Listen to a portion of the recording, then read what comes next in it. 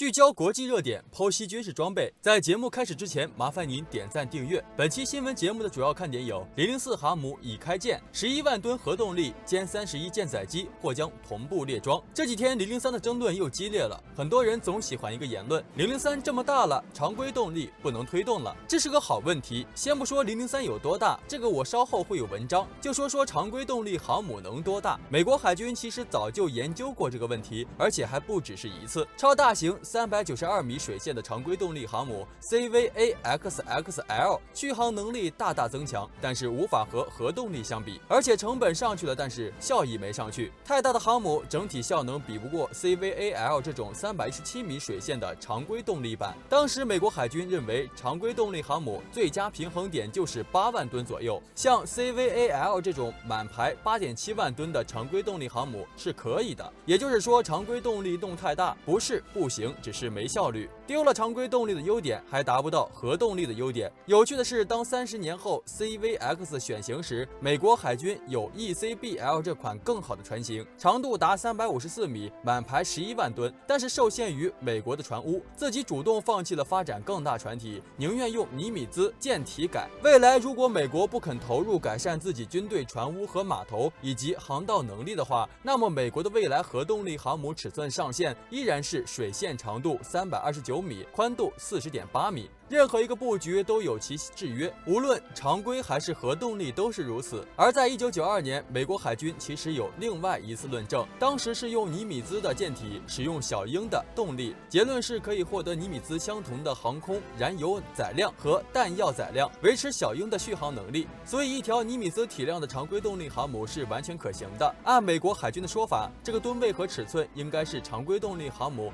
依然具性价比的上限了，大于这个体量的航母还是玩核动力为优选。很多人说12万吨、15万吨航母，但是如果弹射器还是4个，降落跑道还是1条的话，其实并不会对出动率有多大的提高。想要大，其实也需要考虑突破现有的航母构型布局。世界各国都在发展核动力装备，最经典的例子就是核动力航母。核动力航母是以核动力为主的装备，相对于常规动力的航母来说，排水量有所增加，航行速度有所提高。当今世界就属美国的海军实力最强大，美国海外拥有11艘核动力航母，最先进的福特级就包含在内，尼米兹级和福特级的排水量都是10万吨级，航行速度都是30节，最主要的是可以搭载90架舰载机，可见其打击能力要比常规动力航母强很多。当今世界只有美国和法国拥有核动力航母，美国的福特级和法国的戴高乐，法国的戴高乐把核潜艇的反应堆直接连接在航母上，致使戴高乐号的航速最高只有27节，排水量也没有达到10万吨级。中国引以为戒，就没有着急把核潜艇反应堆跟航母相连接，所以我国的山东舰和辽宁舰的排水量都只有6万吨。值得一提的是，我国经过多年努力，已经拥有玲珑1号和华龙1号2座小型核反应堆。玲珑1号是我国新研制的核反应堆，电功率高达160兆瓦，输出马力高达28万。美国的福特级航母搭载了 AEB 反应堆，其电功率高达104兆瓦。在电功率输出方面，玲珑1号并不比 AEB 反应堆弱。我国为什么不把玲珑1号应用在航母上呢？有一个不可忽视的因素，众所周知，10万吨级排水量的大型舰艇需要装备的核反应堆体积也一定很大。玲珑1号是小型核反应堆，要直接装备在航母上的话，这中间必然有一个过渡才行。玲珑1号属于民用核电站装备，要转为军用也需要时间过渡，这个过程需要先把玲珑1号进行放大，再不断进行实验，把航母所需动力作为标准，直到实验结果达标才能进行装备。拥有核反应堆就具备了核心，建造大型航母基本没有硬件欠缺了。随着玲珑1号技术的发展成熟，我国的电磁弹射核动力航母应该会慢慢有清晰的规划。许多国家都有兴趣参加中国的先进小堆技术扶持，小堆有诸多革新优势，技术先进，安全可靠，灵活便捷，用途也很广泛，足以见得我国该技术的重要意义。我国拥有2座小型的核反应堆，有望发展核动力航母。相信我国在核动力航母的发展上会很快取得显著成果，至少我国有相应的技术、有基础的装备以及丰富的技术经验。比如我国有成熟的电磁弹射技术、全电推进技术以及核反应堆雏形。对中国海军来说，制造航母基本只需要解决动力系统的问题。玲珑1号是世界上第一个通过安全审查的反应堆技术，能广泛应用于军事。该技术可以看作是未来航母以及核潜艇的心脏。中国建造出核动力航母只是时间问题，相信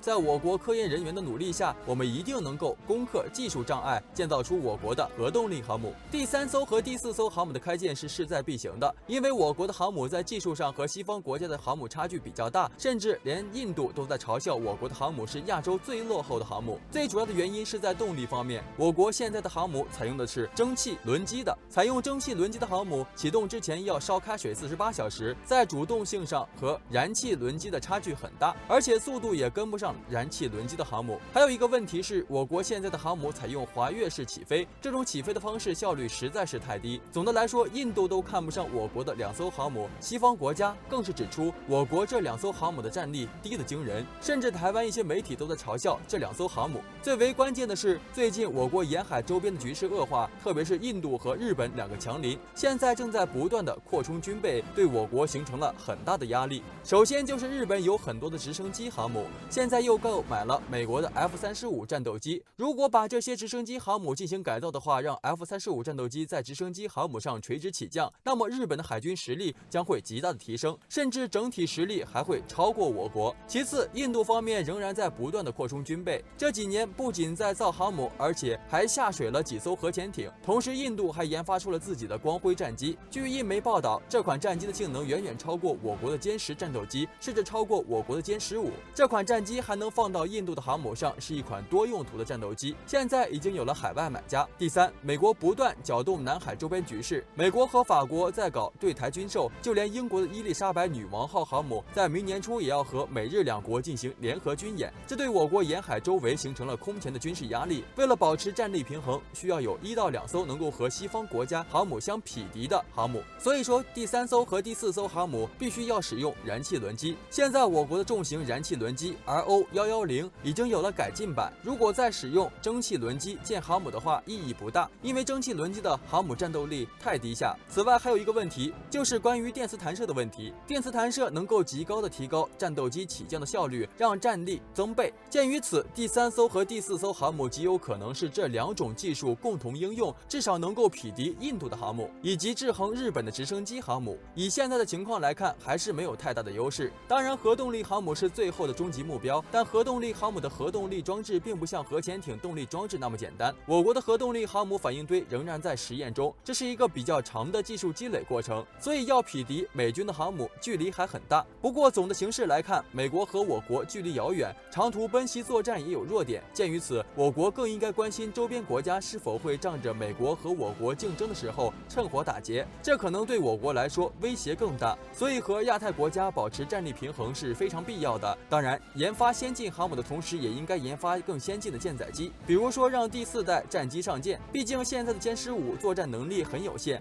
面对 F-35的时候基本上没有什么优势。现在我国正在研发新一代的航母舰载机，是否为歼31这一款目前还不确定。总之，这2艘航母在近5年内建成的可能性并不大，因为这是一整套的作战体系，不仅要有燃气轮机，还要有电磁弹射，更重要的是要有更先进的舰载机。如果再单纯的复制辽宁号是没有意义的。航母是一个国家综合国力的真正体现，不仅是技术，还有使用经验以及各个行业中最顶级的建造支持，否则就无法在300多米的舰上整合出一个完善的空军基地。所以航母建造之难也就可见一斑。不仅仅是太大不好建造的原因，能把舰载机这种复杂武器从头到尾研发制造，并把使用方法玩转的国家本来就不多，只有5大常任理事国，加上需要强大造船业的支持，会发现剩下的依旧是5大常任理事国。一提起国产航母，就让好多的爱国网友和军迷热血沸腾，话题不断。的确如此，当前世界上拥有航母、使用航母的国家屈指可数，能混进航母俱乐部的国家，那是要有绝对的能力和实力才行。航母是一个大国的经济、科技、工业、军事实力的最佳象征，代表了国家外交、政治的影响能力，体现了强大的国家意志，这正是让我们爱国网友为之自豪的原因。有2艘滑跃起飞甲板航母可以看作是一个历史的进程，在发展2艘常规动力的直通甲板航母上电磁弹射，就非常符合的我国的发展航母的建造思路。毫无疑问，003型和004型应该是2艘过渡阶段的常规型舰艇，但不可否认的是，其雷达系统、武器系统、电子指挥系统等性能不一定比其他国家的差，综合作战能力稍有不足也不是大的问题。只要作战时战术合理运用，一样发挥出航母的巨大优势。等我们的人民海军积累了足够的使用经验和维护经验，以及各相关的人才培养到位时，好了，今天的精彩内容就先到这里。喜欢的朋友们记得点赞，咱们下期再见。